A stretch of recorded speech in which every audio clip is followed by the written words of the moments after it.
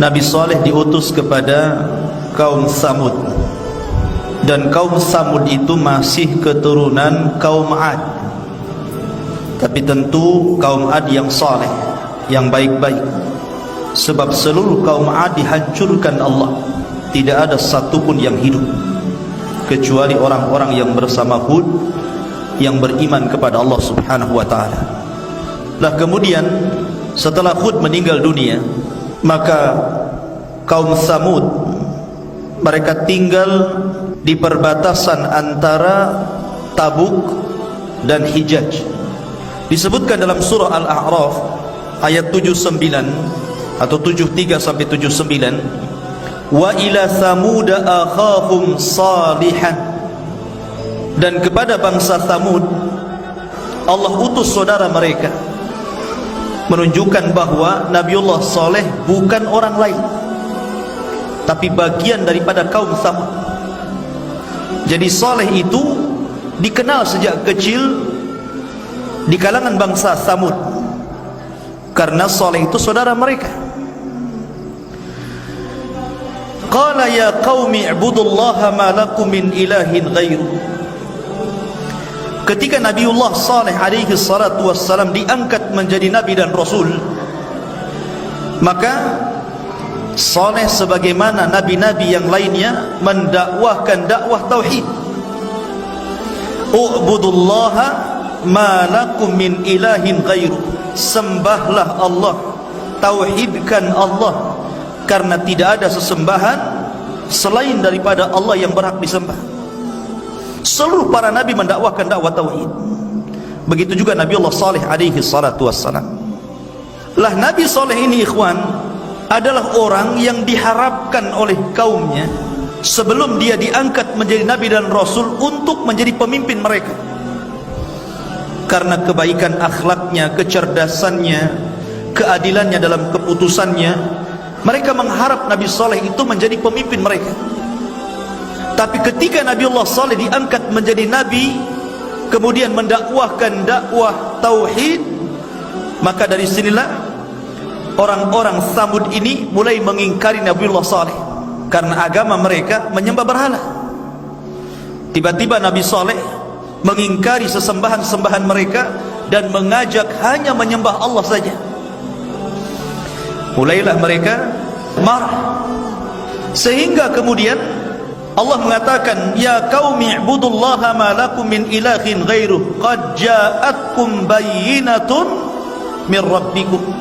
Sungguh telah datang kepada kalian mukjizat, keterangan dari Rabb kalian. Mereka mengatakan kepada Nabi Allah Saleh alaihi salatu wassalam, kalau engkau seorang nabi, tunjukkan mukjizatmu. Maka Nabi Saleh mengatakan, taib, apa yang kalian kehendaki? Ditawarkan. Kata kaumnya, keluarkan dari batu ini unta. Kemudian bukan unta saja, bukan satu unta, tapi unta dengan anaknya. Jadi keluar induknya dan anaknya sekalian dari batu. Maka Nabi Saleh mengatakan, taib, kalau seandainya aku kabulkan permintaan kalian, aku keluarkan unta dari bebatuan ini, apakah kalian akan beriman kepada aku? Serentak mengatakan, ya, kami akan beriman. Maka Nabi Saleh salat 2 rakaat, kemudian memohon kepada Allah subhanahu wa ta'ala. Tiba-tiba keluar dari batu itu unta yang sangat besar, kemudian diikuti anaknya dari belakang. Tapi apa yang terjadi dengan kaum Saleh? Mereka sudah berjanji itu, kalau Nabiullah Saleh berhasil mengeluarkan unta dan juga anaknya, mereka akan beriman. Justru jumhur, sebagian besar di antara mereka mengingkari, dan hanya sedikit yang beriman dari kalangan orang-orang lemah. Begitulah tabiat orang kafir. A'anzartahum am lam tunzirhum la yu'minun. Kau berikan peringatan kepada mereka ataupun tidak, tetap mereka tidak beriman. Maka ketika unta Saleh ini keluar, dan ini unta bukan unta biasa, makanya Allah mengatakan dalam Al-Quran, hadhihi naqatullahi lakum, ini unta Allah, seperti Baitullah, disandarkan kepada Allah, menunjukkan ini bukan unta biasa. ini unta Allah karena memiliki keistimewaan sebagaimana Baitullah, karena disandarkan kepada zat yang maha mulia Allah subhanahu wa ta'ala. Unta ini besar, air susunya saja cukup untuk memberi minum satu kabilah Tsamud setiap 2 hari sekali. Kemudian Allah subhanahu wa ta'ala berfirman lagi dalam surah Al-A'raf, masih dalam surah Al-A'raf, hadhihi naqatullahi lakum ayatan, sebagai tanda untuk kalian.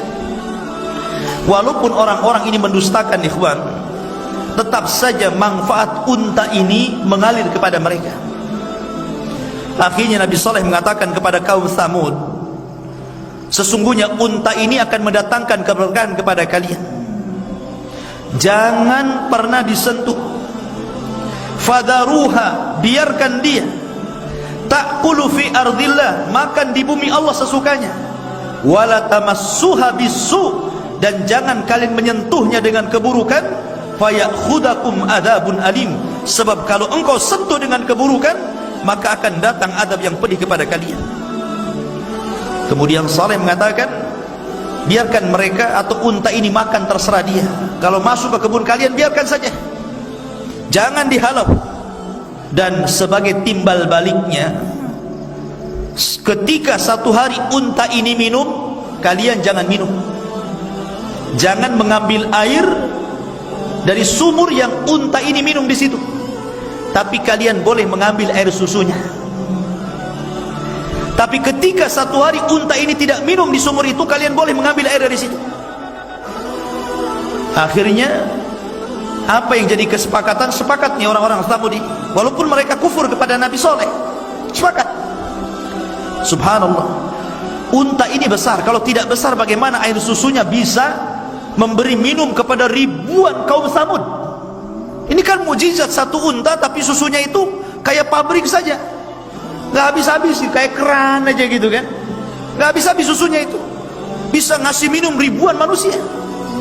Ini tanda-tanda luar biasa ini. Harusnya kalau orang berakal, ini memang seorang nabi membawa mujizat, tapi mereka tidak berakal. Dari sini Allah ingatkan bagaimana kenikmatan yang Allah berikan kepada kaum Tsamud. Wadhkuru ij'alakum khulafa'i min ba'di 'adin, dan ingatlah kalian ketika kalian menjadi penerus setelah kaum 'Ad. Wa bawwa'akum fil ardi, dan kalian diberikan tempat di bumi. Tattakhiduna min suhuliha qusuran wa tanhitunal jibala buyutan fadhkuru ala Allah. Kalian Allah berikan nikmat, kekayaan yang luas, penghasilan yang luar biasa, dan kalian diberikan kekuatan sampai bisa mampu membuat istana dan rumah-rumah di bukit-bukit, dipahat. Bayangkan, jadi gunung batu itu jadi istana, jadi rumah. Gimana caranya itu? Zaman sekarang ya enak saja ya, banyak peralatan, tapi zaman itu kan manual. Tapi Allah berikan kekuatan, Masya Allah, sebagai bukti istana dan rumah-rumah kaum saleh sampai hari ini masih tetap tegak. Di satu perkampungan namanya Hijr, sampai hari ini ada bekas-bekasnya. Istananya kaum Tsamud itu, rumah-rumahnya kaum Tsamud yang ada di gua-gua cantik ya, memberikan nilai seni yang luar biasa yang tidak sanggup dibuat orang sekarang itu. Dan ini sebagai bukti Allah sisakan peninggalan mereka, kaum Tsamud itu. Kemudian Allah mengatakan fadhkuru ala Allah, ingatlah dengan kebesaran-kebesaran Allah, wala ta'tsaw fil ardi mufsidin, dan janganlah kalian merusak di permukaan bumi. Tetapi ikhwan, ada satu kisah, lama-lama mereka jenuh, sehingga ada seseorang, ada dua orang. Yang pertama, orang ini menaksir seorang wanita yang sangat cantik, tapi wanita cantik ini sudah dipengaruhi oleh syaitan. Kata wanita ini, kau boleh menikahi aku, tapi syaratnya kepala unta saleh. Kemudian yang satunya juga ada, dia mau menikahi seorang gadis, tapi orang tua gadis ini, neneknya ini mengatakan perkataan yang sama, kalau kau ingin menikahi putriku, kau harus membawa kepala unta saleh. Akhirnya yang dua orang ini sepakat untuk membunuh unta saleh, tapi mereka tidak langsung melakukannya. Subhanallah, mereka datangi rumah-rumah kaum Samud, minta pendapatnya. Di luar dugaan ikhwan, semua sepakat. Rupanya orang-orang yang kafir itu sudah jenuh rupanya. Memang mereka ingin, sudah sebel bahasa kita kepada Nabi Saleh dan ingin membunuhnya, tetapi belum ada penggeraknya. Jadi ketika ada dua orang ini menjadikan penggerak, sepakat semuanya. Makanya bahasa Al-Quran, fa'aqaruha fadhamdhama alaihim rabbum bidhambihim ila akhiril ayat.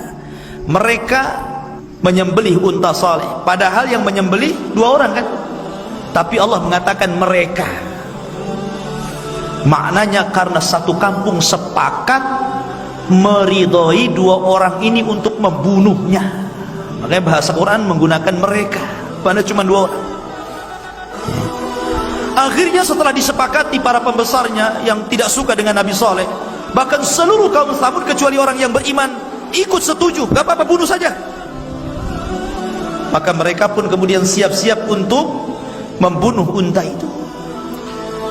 Maka dua orang ditemani dengan orang-orang yang lain, jumlahnya 9 orang. Mereka sepakat untuk membunuh unta saleh. Akhirnya dibunuh betulan. Ketika unta itu sedang bermain-main di kebun, didatangi itu. Kemudian langsung diikat sana sini, kemudian disembelihlah unta ini, tetapi anaknya lari. Anaknya ini nggak sempat ditangkap dan dibunuh, lari kemudian masuk ke dalam batu, tiba-tiba menghilang begitu. Dari sini ada terjadi khilaf ketika para ulama menjelaskan tentang binatang yang keluar dari perut bumi di akhir zaman, yang akan mengecap dan menstempel manusia dan bisa bicara dengan manusia. Ada yang mengatakan binatang yang keluar dari perut bumi itu adalah untanya Nabi Saleh. Maksudnya anak unta yang masuk ke dalam batu itu nanti akan keluar lagi di akhir zaman dan akan bicara. Itu satu pendapat. Walaupun pendapat yang kuat tentang binatang yang bicara di akhir zaman itu bukan unta Nabi Saleh, tapi binatang sendiri yang sangat besar, yang ketika muncul dari perut bumi, kepalanya nempel di awan padahal kakinya belum keluar dari bumi, saking besarnya. Dan dalam riwayat, walaupun riwayat ini dilemahkan, tangan kanannya membawa stempel cincinnya Nabi Sulaiman dan tangan kirinya membawa tongkatnya Nabi Musa. Jadi intinya maka anaknya unta Nabi Saleh ini masuk ke dalam perut bumi. Lah setelah mereka berhasil membunuh unta Saleh, mulailah mereka mengarah untuk membunuh Nabiullah Saleh alaihi salatu wassalam, karena unta sudah mati. Maka mereka kemudian membuat makar, wa makaru makran wa makarna makran walakinnahum la yash'urun. Mereka membuat makar, tapi Allah punya makar dan mereka tidak sadar. Sepakat mereka mengirim 9 orang ini untuk membunuh Nabi Allah Saleh, karena mereka tidak punya keberanian, pengecut. Maka mereka ingin membunuh keluarga Saleh dan Nabi Saleh di malam hari. Mereka tidak punya keberanian, tidak berani di siang hari, di malam hari. Maka yang 9 orang ini yang sudah berhasil membunuh unta Nabi Saleh, mereka pun mengintai Nabi Saleh di tempat di mana Nabi Saleh dan keluarganya jalan di situ. Akhirnya mereka sembunyi di bawah bukit. Ketika Nabiullah Saleh alaihi salatu wasallam dan keluarganya berjalan di situ, tidak mungkin mereka akan menyakiti seorang nabi. Intang surullah yang surukum. Mereka adalah para penolong agama Allah, tentu Allah akan tolong Nabiullah Saleh. Maka tiba-tiba Allah gempakan gunung, tidak sadar batu-batu dari atas gunung itu gelinding semuanya. Akhirnya menimpa 9 orang ini mati sekaligus. Nabiullah Saleh alaihi salatu wassalam ketika itu sudah memperingatkan tentang siapapun yang membunuh unta ini, maka siap-siap dengan adab yang sangat pedih. Dan rupanya mereka memang sepakat untuk melakukan pembunuhan ini, walaupun mereka tidak langsung membunuh, tapi orang lain yang membunuh. Maka Nabi Saleh memberikan 3 hari kepada mereka akan datang azab Allah. Di hari pertama wajah mereka menguning. Di hari kedua wajah mereka memerah. Di hari ketiga wajah mereka menghitam, hitam semuanya, gosong. Mulailah mereka ketakutan. Ini azab apa yang akan menimpa kita ini?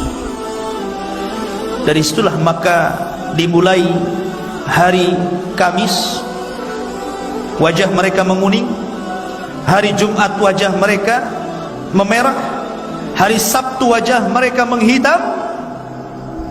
Maka hari keempat, hari Ahad, ketika sebelum terbit matahari, Allah subhanahu wa ta'ala merintahkan Jibril untuk berteriak.